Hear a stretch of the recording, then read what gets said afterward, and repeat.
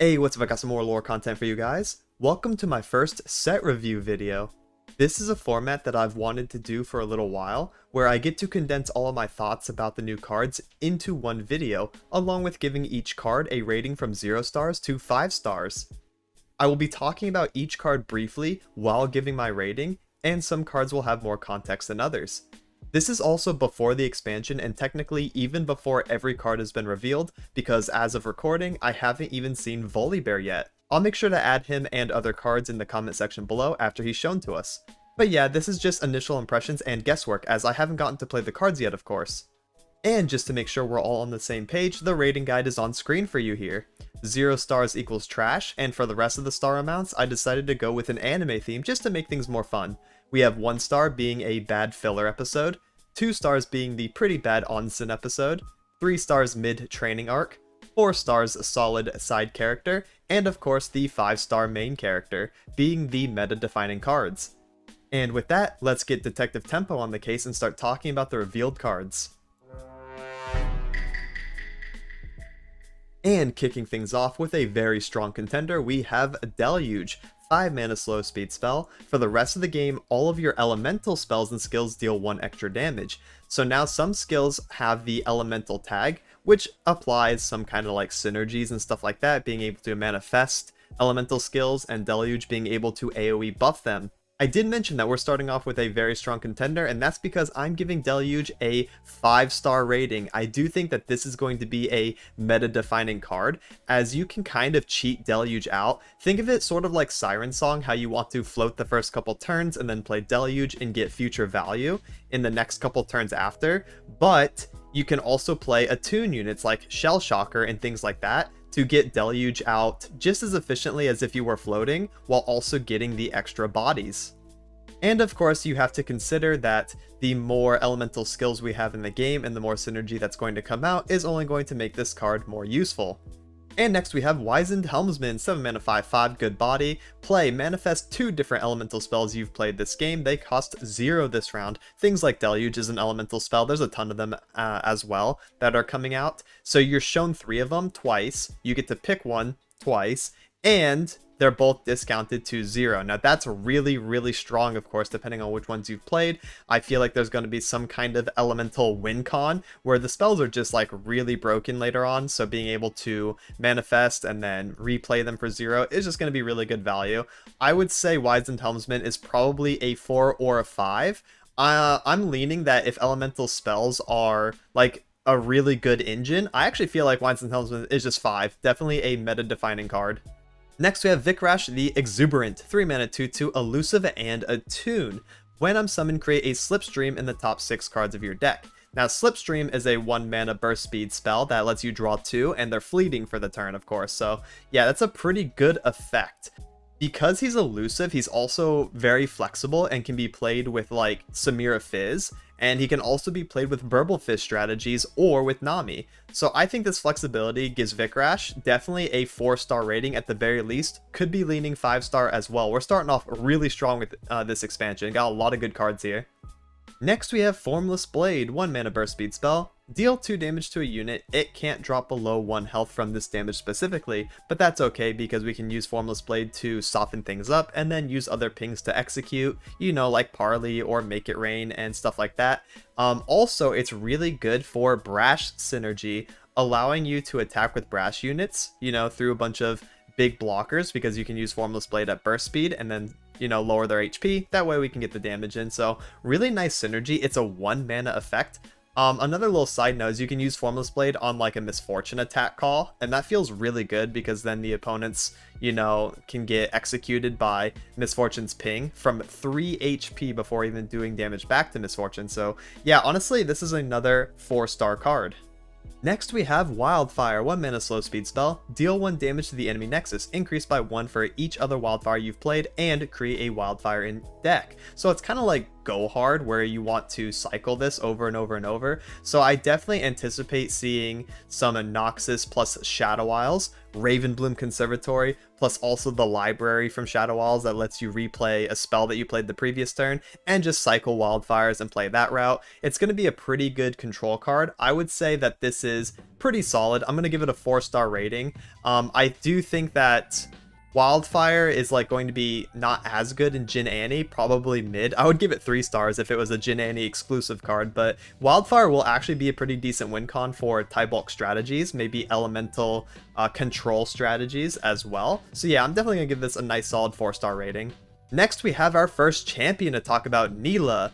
2 mana, 2/3 Brash. Attack. Create a Slipstream in the top 6 cards of your deck, which we talked about earlier. That's a 1 mana burst, draw 2 fleeting, and that's really nice. Level up, you've drawn 16 cards. And when she levels up, she's a 2 mana, 3/4. Attack. Create Slipstream in the top 6 cards of your deck, and deal 2 damage to all enemies and the enemy nexus. Wow, they cannot drop below 1 health from this damage. So basically AoE Formless Blades the entire board and also hits the enemy nexus for 2, a free Mystic Shot worth of damage, which is really nice. Especially if you're playing Nilah in an aggressive fashion, probably like an aggressive mid-range deck on the same pace as Lurk. Maybe we can even get Nilah to be an aggressive burn style champion as well, so that's pretty exciting. I do think Nilah sounds really good, not only just like with her own support cards, but with cards that have been revealed more recently.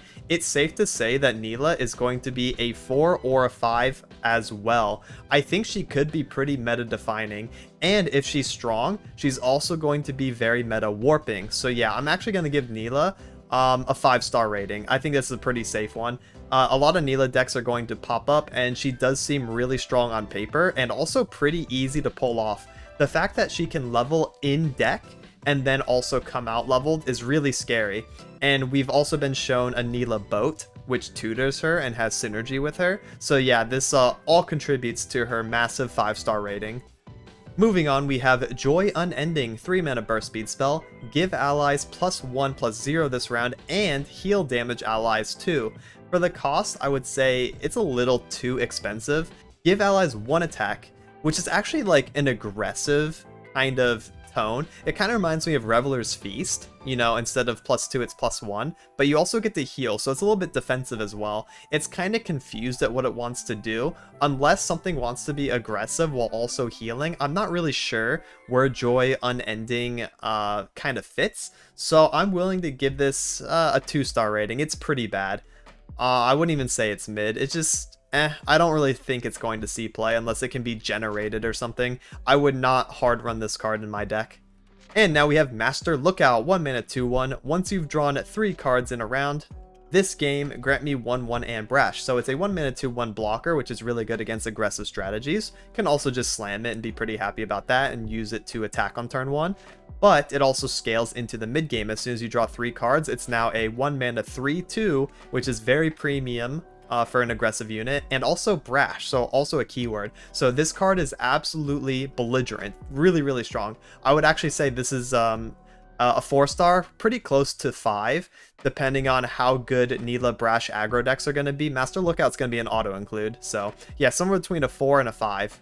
Next, we have Dedicant of the Challenge, 4 mana 2/1. When I'm summoned, updraft your hand to grant me 1/1 for each card updrafted and draw 2. So updraft just basically means put all cards in your hand in your deck, because that's what he says to do. Usually you can updraft like choices, like updraft 1 or updraft 2. He just says updraft your whole hand. So you put your hand back in your deck, and it discounts them by 1 later. But yeah, it empties your hand right away. And he gains 1/1 for each card updrafted. You get to draw 2 immediately. So he's kind of crazy. He has a lot of text going on. A lot of people are also saying to play him with Jinx because he dumps the hand immediately. So you would do Jinx on turn 4, Dedicant the Challenge on 5, and then that gives you the 1 mana for Rocket. And I can definitely see that combo. So Dedicant's also going to be super good in Nilah dump your hand strategies, and probably even Janna stuff now that we've seen her too. So yeah, Dedicant's actually going to be, I would say, meta defining, another 5-star card. This whole updraft and draw engine and stuff that's going on is very strong, and I think if the deck is just a little bit good, it's going to be really good, you know, and not just a little bit. If it's like a tiny bit good, it's just going to excel. So I'm pretty scared of the power potential of this archetype, and definitely looking back at it, knowing the cards that have been revealed more recently, it does look really scary. That's why I'm giving a lot of 4 and 5 star ratings. Next we have Tide Dancer, 6 mana 3/5. When I'm summoned, draw Nilah, so nice little boat, good tutor. Each round when you play your third card, give other allies to attack and brash this round. When I would gain fleeting, reveal me instead. So this is if you were to slipstream the Tide Dancer. Instead of getting tossed at round end, instead you get to keep it. So that's really cool. You just showed the enemy that you have Tide Dancer, which is fine. If you're attacking on evens, the Tide Dancer is really insane because you do like an aggressive setup, then you get something down like defense 5, and then you play Tide Dancer on attack 6. Play a few cards, maybe you drew into some things, maybe things are cheap, and then you get to just kill the opponent, right? Because you're going to have +2 and brash. You do have to play the 3 cards to do so, right? Other than this card, right? Each round when you play your third card, give other allies 2/0. So you have to play Tide Dancer and then +2 other cards. That should be pretty easy to do, especially when everything is getting cheapened over and over with your Updraft effects. So yeah, I think Tide Dancer is just going to be a very solid finisher card. I think it comes down at a good turn. I think it's really good on attack 6 or attack 7 in case you're on odds. And I would say this is another meta-defining card, another 5-star. Next we have Headmistress Telsi, 5 mana 5/5. A lot of people are excited about this, myself included. Really good Jin Annie support, and then also any other attack and support synergy is being buffed by Telsi, which is super nice. Allied attack and support effects activate an additional time, so you're going to get like double Jin attack, you're going to get double Annie attack, you're going to get, it's kind of like the book, it's just Ravenbloom Tome but on a unit, but only for attack effects, not for anything else. All right, like Mana Soul Student's not going to get doubled, it's only attack and support effects. So yeah, things like Crackshot Corsair should still work. Legion Saboteur will work. In Eternal we have Boom Crew Rookie, that's going to be an automatic decimate, so that's really nice. But what I like about her is that she's a 5/5 body, so if you're attacking on odds and you set up like, you know, your aggressive 1 through 4 with Jin Annie, playing Jin on defense 4 and going to Headmistress Telsi 5, that's just a lot of pressure. That's a really, really strong attack 5 push, and that's pretty scary. I'm a little worried that she's actually going to be a little too good, but we'll see. Hopefully it doesn't get the deck nerfed in the future, but for now, Headmistress Telsi is definitely looking like another meta-defining card, 5-star. Alright, moving on to finally a weaker card, 2 mana 2/3 Lonely Chime Slime. When another ally dies or Last Breath, plant 4 chimes in your deck. So this is very similar to Sea Scarab, same body, same effect. It's Shadow Isles, so that's pretty cool. I guess you'd probably just run this in some kind of Bard deck because Bard allows you to put Chime unit in immediately, but I'm not really certain if the body is good or if the effect is good. 4 chimes is a lot, but this thing would have to get a little bit of value. But I don't know, it's just kind of like counterintuitive because you want big units that have good chime hits, right? And then those units probably aren't going to die, so you're going to slow down on your chime development, and then it just doesn't make a lot of sense going into like the mid and late game. It's just like an early blocker that kind of does something but kind of doesn't. I would say this is probably pretty bad, leaning very bad. So this is somewhere between 1 and 2 stars. For now, I'm gonna give it a 2. I think it's pretty bad. One of the Onsen episodes for sure. Next, we have Watery Grave, a 3 mana slow speed spell. Obliterate 6 cards from the bottom of the enemy deck. It's Shadow Isles. So this is telling me to play deep and then giving Maokai like an actual win con. So if you level Maokai, then you just play Watery Grave and win instantly. So you could run this at 2 and deep and feel pretty happy about it. It might brick sometimes. Or you could also play like a meme Maokai deck and just really focus on milling the opponent. You can play Watery Grave Printer and just make a whole bunch of these with like counterfeit copies in Eternal and stuff like that. So there's definitely some gimmicks that you can do with this, but it doesn't seem super strong. I do like that it exists and that Maokai can have a win con, but yeah, right now I'm just going to give this a 3-star rating. It's pretty mid. General of the Dunes, 4 mana 4/4 Sharima, but also an elite, which is a little confusing. Daybreak, oh okay, also a Daybreak unit, which is triple confusing. Or when you activate another Daybreak, grant the weakest enemy vulnerable, so Renekton support, so 4 times confused. What is going on with the identity of this card? 444 with pretty good stat line. Daybreak Elite Shurima. So yeah, this is really, really confusing. Grant the weakest enemy vulnerable is really nice though, especially if you just do first action, you know, Daybreak this guy on turn 4. You get to hit something, probably beat over it. No, this is actually a pretty good card, yeah. I would say General of the Dunes is probably, without synergy, a 3, right? Definitely a mid card, but with the elite tag, with the Daybreak, being able to synergize, I think that this card's actually probably 4-star. I would definitely say on the better side, right? Just solid, just solid. Next we have a 2-mana 2/2 Defenders of the Sun Disk. So same thing, Elite Shurima, Daybreak card. Draw Defenders of the Sun Disk, which is pretty nice. You get to like thin out your deck if you think of it like that, make it a little bit more consistent. You get something to play on 3, 4. I don't know why Leona would want to go to Shurima for second region. It can't just be for this, right? There's so much good Daybreak stuff already in the game. I think if another rotation happens and we lose a lot of like Targon Daybreaks, then we could probably have to dip into like Shurima just to make it up. So this could be like, this could be something like that, right? It could be future-proofing Leona. But as it stands, this one's probably kind of meh. I do like the deck thinning concept, but I'm going to give this a 2-star rating. It's pretty bad. Now we have a 2-mana 1/2 Skip, King of the Reef, Elusive. Play, pick one of 2 non-champion cards from the enemy hand, I capture it. So this is really interesting. It's a 2/1/2 Elusive, which is already kind of annoying, hard to block. And he gets to rip something out of the opponent's hand. However, if the opponent kills him, they get the card back. So there's going to be a lot of cheesy strategies of like maybe playing Skip and then silencing him. Or you can do something like Otterpuss on 1 and prank the opponent's hand, and then skip and steal something else. And that seems really, really annoying. I think being able to rip cards out of the opponent's hand, like a Psy Framelord Omega type effect, is really strong in Legends of Runeterra. Or think like, you know, we have Aloof, right? Aloof is pretty good. Hearthstone had Dirty Rat. Yu-Gi-Oh! Has Trishula, Psy Framelord Omega, things like that. So it's like a pretty good effect in card games in general. So I cannot imagine this card being bad at all. And being able to, yeah, like prank a Mystic Shot and then play this guy and steal a high note. Even like things like P and Z that have easy access to do 2 damage removal probably can't deal with this guy that easily. And if the deck just isn't equipped with an out to this guy, then they just lost a card for the, you know, a good portion of the early mid game. So yeah, no, this card is actually really, really, really good. I would say probably a 5-star rating. Yeah, this is going to be a meta-defining card. I think Skip is going to come down and just terrorize people. Next, we have Bursting Backpack. 1 mana burst speed. For each Bursting Backpack you've played this game, plant 4 Chimes in your deck, 4 Poison Puff Caps in the enemy deck, and create a Bursting Backpack in your deck. Even if you print this card, this is nowhere near as good as Wildfire or Go Hard, right? And it's Bandle City as well, which I guess is not a terrible region. 4 Puff Caps, 4 Chimes. So I think this is just going to be like maybe a 1 or 2 of in a Bard deck because you can include it, but I really don't think this card's good at all. This might be, wow, this might be the first 0-star rating. I actually think this card is trash, like borderline unusable, unless some crazy thing can happen where you just plant a bunch of Puff Caps in the opponent's deck. Yeah, because we don't really care about the Chimes. 4 Puff Caps, 4 Chimes, and create a Bursting for each one you've played this game. So it is accelerating.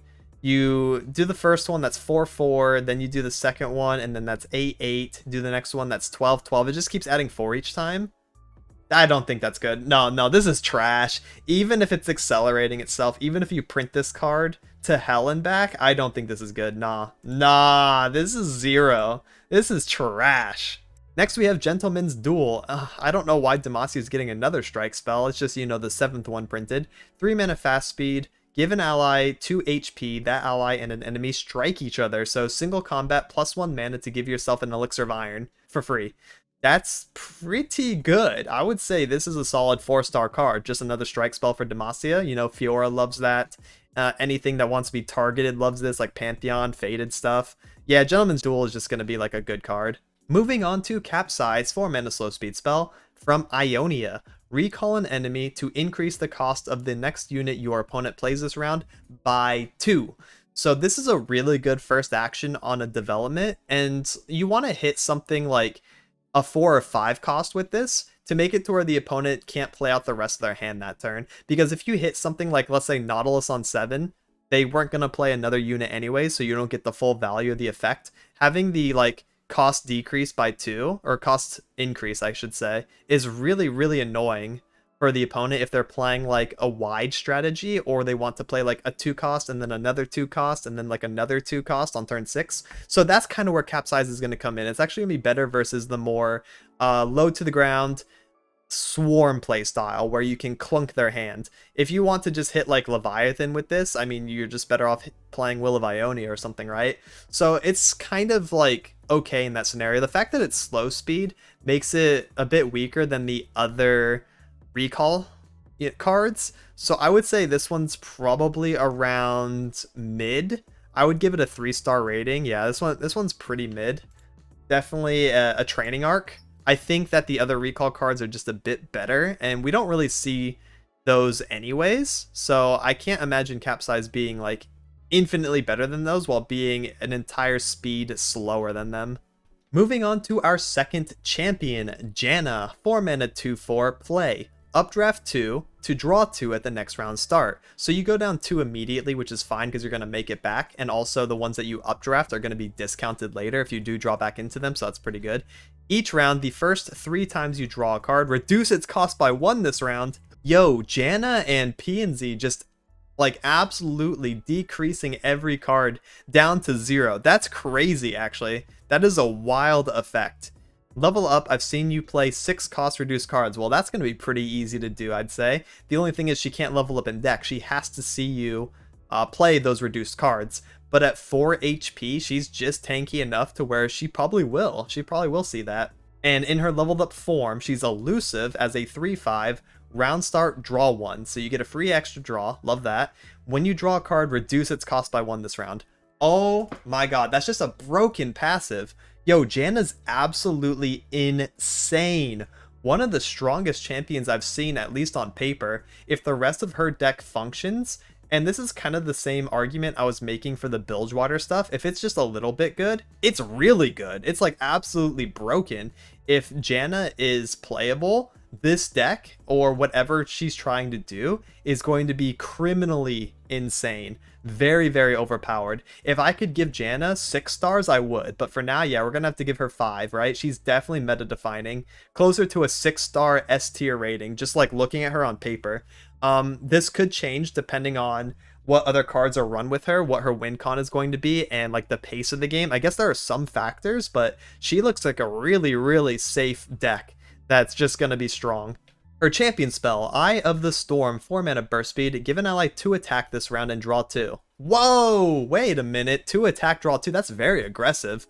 And she's elusive when she's level 2, so I actually wonder if we could play like a P&Z burn deck. Maybe something with elusives as well, because elusives really love the +2, and they don't really care about gaining HP, they just want to hit.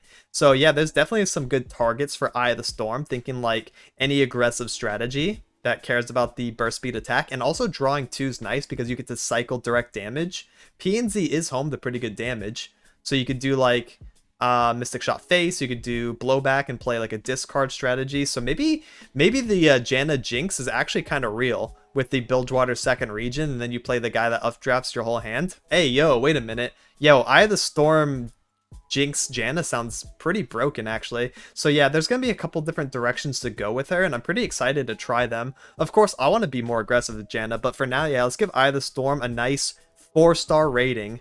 Next, we have Windborn Mariner, 2 mana 3/1 quick attack. If you've drawn 3 cards this round, I cost 2 less. So it's free! A 0 mana 3/1 quick attack? I mean, 1 HP is pretty bad because there's a lot of pings in the game that can just like execute this guy, and that's -1 card from your hand. Especially if you're like updrafting and you're like running out of resources, you definitely don't want to be on a 0 mana 3/1 quick attack that immediately dies. But if you're like a little bit ahead with this, then you get the snowball, and it's a quick attack unit, which is really good on attack turns. It's also a fearsome blocker in case fearsome is ever relevant, so it's actually pretty decent on defense turns too. If you've drawn 3 this round, I cost 2 less. I would say this is not like the best card, but it's not bad either. Definitely a 3-star rating. I'm gonna give this one mid. I think it's good in some situations, and it's probably going to be useless in a couple situations as well, or like a couple different matchups. So yeah, that's definitely preventing the 4 or 5 star rating. Now we have a 2-mana 2/3 Miriam Temple Caretaker for P and Z. Play Updraft 1 to either draw 1 immediately or refill your spell mana. Yo, this card is bonkers. That's a lot of value. 2-mana 2/3 Updraft 1, it's going to be discounted later. You get to refill your mana up to 3, allowing you to play any of your spells that you could have in your hand as well. Removal, it's on a premium body, 2-mana 2/3. Wow, this is yeah, this is a 5-star card. That's really good. It's got synergy value, and it's got draw value, and it's got refill your mana value, and it's just like a 7-mana card worth of value on a 2-mana 2/3. Yeah, this card is 5 stars. Meta defining. Sunken Temple, 5-mana landmark, round end, updraft your whole hand, but round start, draw that many cards +1. That's really good. So it's a little bit of a downside round end. Round start, you just get to pop off. Everything's discounted. The discounts probably stack, right? So if it gets put back into your deck again, and you draw later. Wow. Wow, Sunken Temple's kind of crazy. I do know that there's like generic landmark removal now in a recent reveal, so that definitely nerfs Sunken Temple a little bit. I think a lot of people are going to be playing landmark removal in the beginning for sure. I think Sunken Temple is probably a 5-star in the best case scenarios, but on average, especially with the again the removal coming out, that kind of matters. I think Sunken Temple is going to land at a 4-star spot, but with the potential to get better later on. Gale Song Call, 1-mana slow speed spell, summon a Gale Song Swallow, which is just a 2/1 body. That's pretty good. You can play it for free. It's also bird tag. It doesn't have any keywords. It's not like Valor or anything, but it's pretty decent. It's an elemental spell as well, so that means it's going to have synergy. I'm going to give this a 3. I think it's mid. I don't think it's terrible just because it has a bunch of synergies, but it's not great either. It's definitely just a mid card. And next we have Gale Song Flock, 5-mana slow speed spell. So it's like a big version of the call. Summon a Swallow and grant it 1/1 for each other elemental spell and skill you've played this game. Draw 1. The draw is pretty nice, but this is a 5-mana spell, and the bird just gets 1/1 for each spell or skill you play. It's going to be a big bird, that's true, but without a keyword, right, then I don't really think it's that great. Especially if you're playing a 5-mana slow speed spell to get it. That's pretty interactable. Yeah, no, I'm not really liking this card either. I think this might actually be worse than just the 1-mana bird. Yeah, no, this is, I don't know. I really don't think the bird's good unless we can give it a keyword. If you can, like, grant it Overwhelm or Elusive or something, then yeah, it's decent. But, like, as a standalone card, this one's probably, like, a 2 or a 1. This is pretty bad. Yeah, I'm gonna give this 2 stars. That's pretty bad. Howling Gale, 3-mana slow speed spell for P and Z. Deal 2 to a unit, increase my damage by 1 for each other card you've played this round up to 3 times. So it can deal 5 to a unit as you just spell sling and play cheap stuff. Yo, this is really good. This is definitely at least 4 stars. This could probably be 5. I don't know if it's meta defining, but it is solid. Yeah, this one's definitely a 4-star. Divine Whirlwind, 5-mana fast speed. If you've drawn 3 cards this round, I cost 2 less. So a 3-mana fast speed spell, if you hit the condition. Deal 3 to a unit, and 2 to the enemy nexus. Now, I love that. If you're drawing and you're playing aggressively, you're rewarded for both? That's so sick. Deal 3 to a unit. This includes champions. And also, okay, this is another 4-star card. Again, I don't think this is meta defining unless P and Z burn becomes a thing. So if Janna burn, like Janna aggro, is like the best deck, then Divine Whirlwind's a 5-star, no doubt. But as it stands right now, since I don't know what archetypes are going to be viable, and if Janna's going to be like more of a slow or control style, I'm going to have to give Divine Whirlwind a 4-star rating. It's really, really good.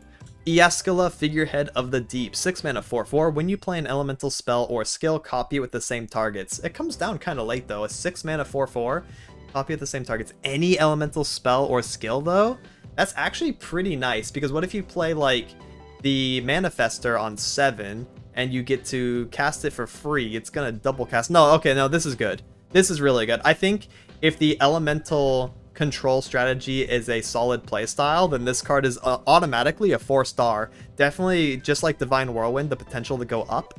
Exalted Cloud Winder, 5-mana 3/2, quick attack. If you've drawn 3 cards this round, I cost 2 less, so it goes down to a 3-drop. When I'm summoned, draw 2 at the next round start. That's really good. If you hit the condition, it's a 3/3/2 that draws 2 next round start, and that keeps your acceleration going, that keeps your other effects going of having to need to draw cards to get the benefits. Yeah, wow. This is a pretty good card. I would say definitely better than 3, probably not 5, so this is another solid 4-star rating. Now we're getting into the Explorer cards. All of the Explorers have the same exact effect. They're all on play. They're just slightly different one for another, so I'm going to kind of blitz through this and just give a quick star rating and also talk about the spells. Spectral Surveyor is a 3-mana 2/2 lifesteal unit that's both Shadow Isles and Targon. Pick an Explorer spell to create in hand, which again, I'll talk about the Explorer spells after I talk about the units. The unit itself, even considering the spells it generates, a 3/2/2 lifesteal is pretty weak. I would say this is a 2-star. Armed Acquisitioner is a 2-mana 3/1, so aggressively statted for Noxus Shurima. Pick an Explorer spell to create in hand. This one's a little bit better because he's a 2-drop instead of a 3, which is super sick. You also get to keep the spell, right, that you create. So it's not fleeting or anything. So I think the cheaper the unit, the better it's going to be. This one is going to be a 3-star.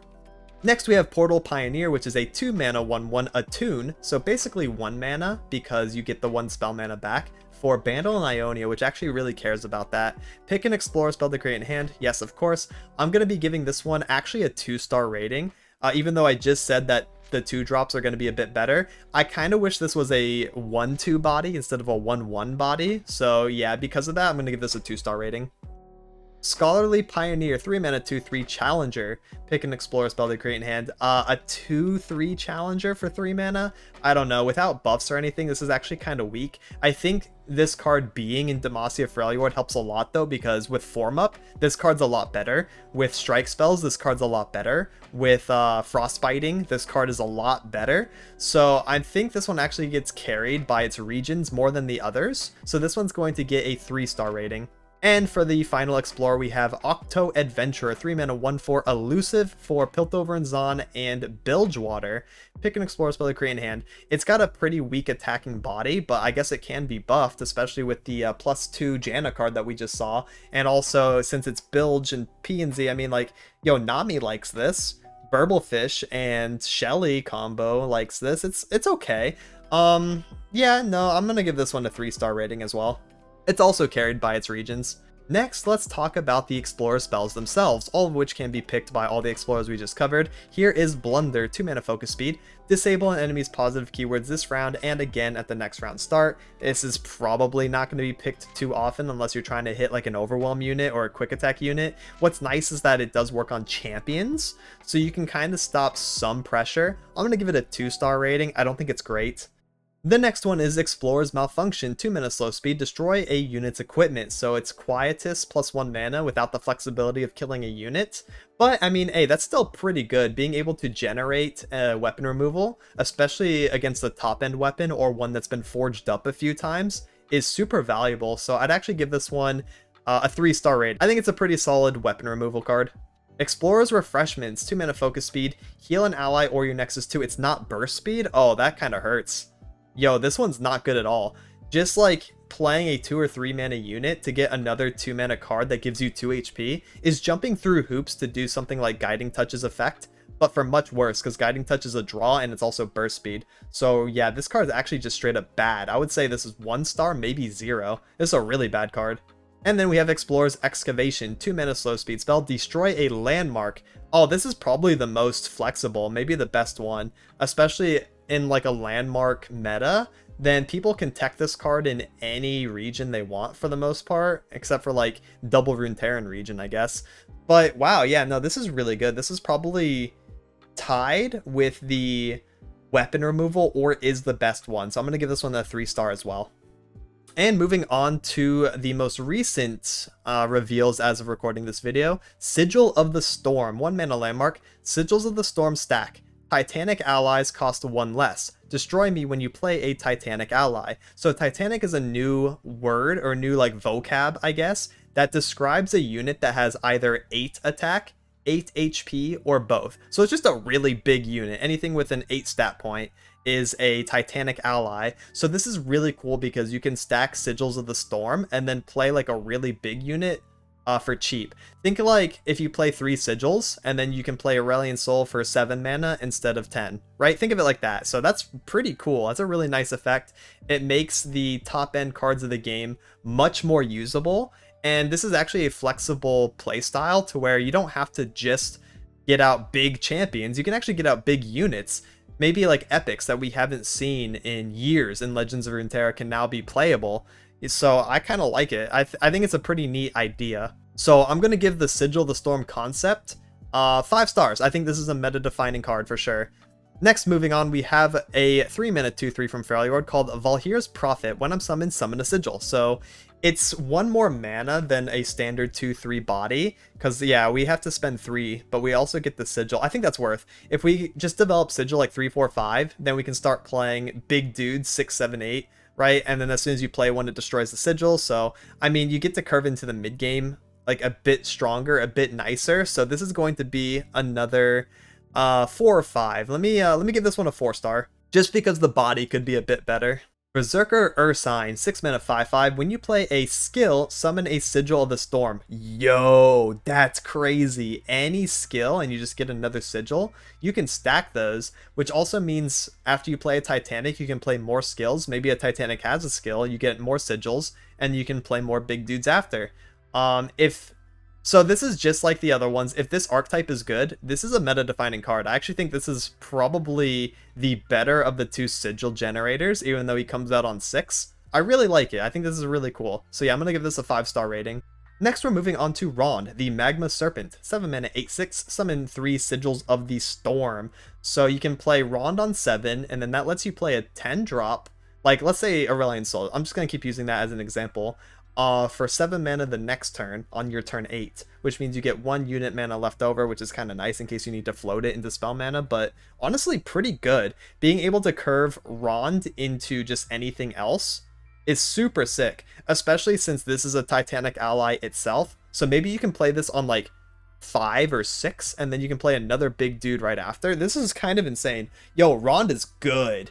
I'm going to give Rond a 4-star rating just because of the potential that it adds to the big boy Titanic decks. Definitely a solid card. Next, we have an 8 mana 5/8 for Targon, Herald of Celestial Convergence. Play, activate other allies' Daybreak and Nightfall effects. Yo, okay. Just AoE play everything out. Every Daybreak, every Nightfall, a lot of cool stuff. Daybreak grant me Overwhelm. Nightfall grant me Spell Shield. I don't know how we're going to Nightfall this guy though. That's kind of a lot of mana. You have to invest like a spell and then play him. But the Daybreak is nice. You know, 5 attack Overwhelm units, pretty good.